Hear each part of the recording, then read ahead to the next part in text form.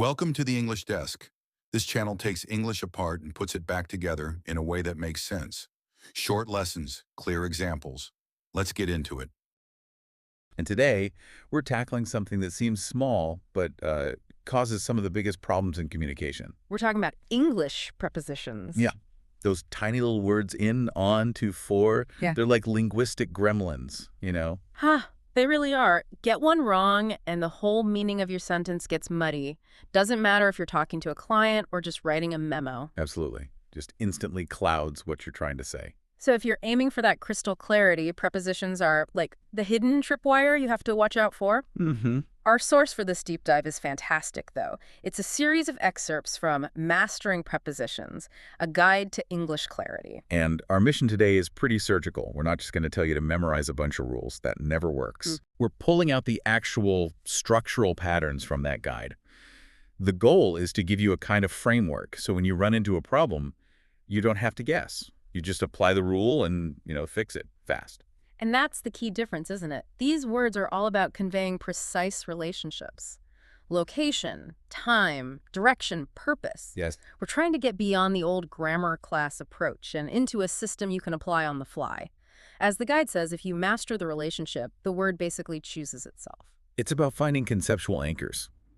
Yeah. If you can visualize what you're trying to say, the preposition becomes a logical choice, not just some random word you have to remember. Okay, let's unpack that right now. Let's start with what has to be the biggest offender, the one that trips everyone up.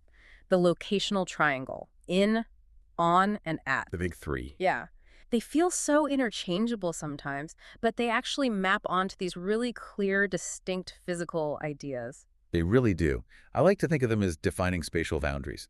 You're sort of moving from the biggest, most enclosed space down to a very specific point. So let's take the first anchor. In.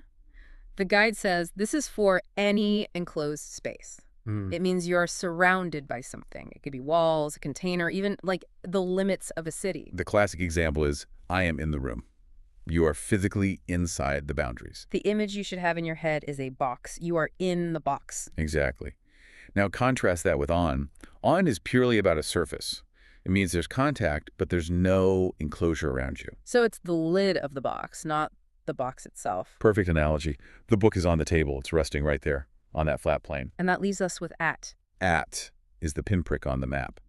It's the most specific of the three.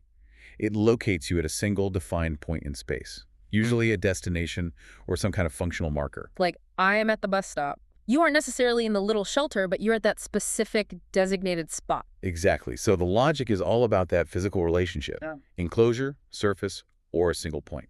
If you can identify that, you know which word to use. But, okay, here's where I think we need to dig a little deeper, because this is the question that always comes up. I think I know where you're going with this.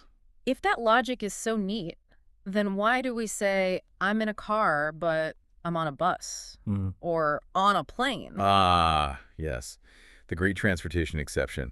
And the guide has a really smart way of looking at this. It's not just about the space, it's about the function of that space. Okay. So for private, personal vehicles where you're kind of confined and you can't really move around a car, a taxi we use. Right, you're enclosed. But for the bigger public transport systems where you can actually stand up and walk down an aisle, a train, a bus, a plane we use on. Oh, that's interesting. So it goes back to the surface idea. It does. You are standing on the floor of this vehicle while it moves you. So the core concept still holds. You just have to apply it a bit more, conceptually. That makes so much more sense. That one distinction probably solves a huge amount of frustration for people. I think so. And what's really fascinating is that this exact same structure, this hierarchy of broad, surface, specific, it also applies to time. Okay, walk me through that. How does it apply to time? If in is the box, what does that look like for a calendar? It means the big, enclosed chunks of time. We're talking years, months, seasons. I started this project in 2024. Or we always go skiing in winter. It's that broad container of time. Okay, that makes sense. So what about on, our surface? On is for specific days and dates. Think of it like you're putting your finger on the surface of one specific square on the calendar. The meeting is on Tuesday. Exactly. Or the party is on October 31st. And then at, our pinprick, our most specific point. Has to be clock time. The most precise point you can have, let's meet at noon, or the show starts at 4 p.m. Wow. So the cognitive structure we use for space, the box, the surface, the point, is exactly the same one we use for time. It's a direct mirror. That insight is just gold. It means it's not 3 different rules for space and another 3 for time. It's one single concept applied across 2 different dimensions. Precisely. And once you internalize that relationship, you just stop guessing. It becomes logical. Okay, so we've nailed down where and when things happen. Let's pivot now to a related question, which is why something is happening or where it's going. Ah, yes. This brings us to that very tricky pair, 2 versus 4. These two cause so many headaches when people are writing. I think it's because they both seem to introduce the result or the end point of an action. They do, but their functions are so different. Getting them mixed up can totally change the meaning of what you're doing. Mm-hmm. So the rule for tow is all about movement or transfer. It's indicating a direction or the recipient of something. Direction is the easy one, right? We drove to the city, but it's that recipient part that's really key. I handed the report to the lawyer. The action flows from you to them. It's a clear transfer. Right. Whereas the rule for 4 is completely different. It's all about purpose or benefit. Why did you do the action? Who was it for? Let's look at a direct contrast. You could say, I sent an email to the manager. That's the recipient, the transfer. Exactly. Versus, I sent the email for clarity. Ah, that's the purpose, the benefit. The preposition completely redefines the intention behind the action.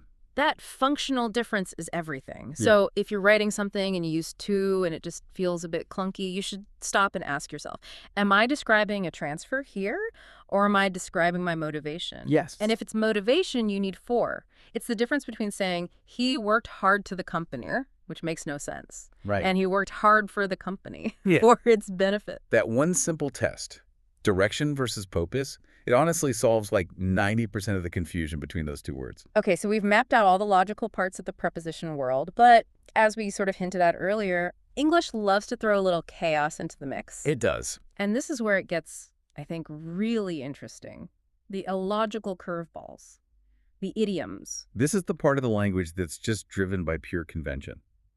It's not about logic or geometry or function anymore. The structural rules we just talked about, they completely break down here. You just have to know the pattern. You have to recognize that it's a fixed phrase.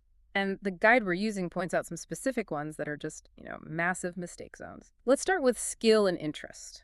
The guide highlights these as almost universal errors. Yeah, for skill, people often want to use in. You study in a subject, so it feels like you should be good in it. Right. Good in English. It sounds logical. It sounds logical, but it's wrong. The required pattern is good at English. The idea is that you're performing at a high point of skill. Okay, and what about interest? I think the common mistake there is using on, like you're touching on the surface of a topic. Exactly. But the idiom demands enclosure. It's always interested in literature, not on literature. You just have to recognize that the word interested has basically fused itself to the preposition in. And those are just 2? To really get this, we probably need to look at a few more common verbs that create these fixed pairs. What about verbs related to, say, waiting or depending on something? Waiting is a great one. It's so important. If you're expecting something or someone, you always wait for them. We waited for the bus. Right. If you accidentally say we waited on the bus, it sounds like you're a server, like you're an employee providing a service. The meaning completely changes. That's a huge difference. And what about dependence? People sometimes get that one mixed up with locational words, trying to say they depend of something or depend with. But the idiom is locked in. You depend on someone or something. Our success depends on good weather. It actually ties back, in a way, to that surface concept. You are relying on that foundation. Let's do one more, a communication one. This trips people up. The difference between listening and talking. So you might talk about a subject. You use about to show the general area of discussion. But when you're the one receiving the sound, You always listen to it. You listen to the radio, you listen to music. The action is directed toward you, the recipient. So what really stands out here with all these idioms is that you can't just look at the preposition by itself anymore. You have to see the verb-preposition pair as one single unit of meaning. They've completely fused together. It's like they're compound words. They might seem arbitrary at first, but for that native-sounding clarity, they are absolutely mandatory. It's a kind of hidden order inside the chaos. Okay. So imagine you're writing or you're about to speak, and your brain just freezes. That moment of prepositional paralysis. You're not sure if you're dealing with a logical rule or one of these weird idioms. We've all been there. The guide gives us one single practical tool for that moment. It's called the quick test. And this really is the connective tissue for everything we've talked about. It brings you right back to that core structural framework. The test is so simple. If you're stuck in a preposition, just ask yourself this one question. Does this word need to answer where, direction, or purpose? That's it. If the answer is where, location, you immediately pull out your in and at toolkit and decide if it's a box, a surface, or a point. And if it answers direction or recipient, You almost always default to. and if it answers purpose or benefit, Use for. and what's so powerful about this is that even the other rules we talked about fit this test. Our time prepositions, in, on, at, they're just answering when, which is really just a different dimension of where. And the idioms. They're the exception that proves the rule. Yeah. If your word doesn't seem to fit any of those three big functions, where direction, purpose, then you're probably looking at a fixed idiomatic pair. Right, This structural way of thinking is the main takeaway from the guide. right. Prepositions are definitely tricky, but you can get them right really fast if you look for the patterns, not just try to memorize lists. So, to wrap up the key takeaways for you, we've got the 3 ways to handle location and time, enclosed space, in, a surface on, or a specific point at. Then there's the core functional difference between movement or recipients to and benefit or purpose for. And finally, those crucial idiomatic exceptions where you have to look for the fixed patterns.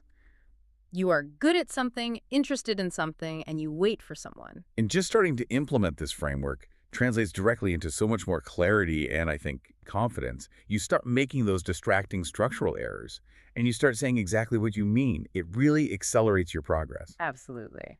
Okay, so we'll leave you with one final thought to mull over. The source material kept telling us to look for patterns, even inside the chaos of the idioms. Right. We said the phrases like good at or interested in seem arbitrary, but they're just fixed pairs you have to know. But if language is really built on, how our brains work, on cognitive efficiency, then maybe even these illogical phrases have some deeper hidden pattern to them. That's a fascinating idea. Perhaps it always subtly points to a place of performance or execution, and in always suggests a kind of deep engagement or immersion. So here's the question for you, the learner, to think about. What other hidden cognitive patterns might be waiting there to be discovered in English, even in the trickiest, most seemingly random parts of the language? Because finding those deeper connections, that's what really turns rote memorization into true fluid mastery. Something to think about as you start applying these rules today. Thank you for being here. More English made simple in the next video.